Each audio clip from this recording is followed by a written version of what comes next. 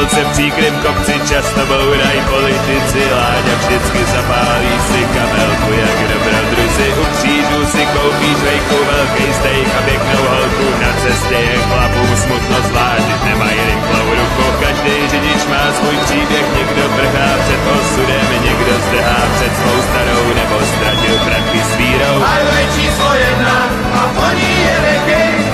Láďa jede autobusem, je pak Highway King. Highway číslo 1 a po ní jede King. Láďa jede autobusem, je pak Highway King. Highway King.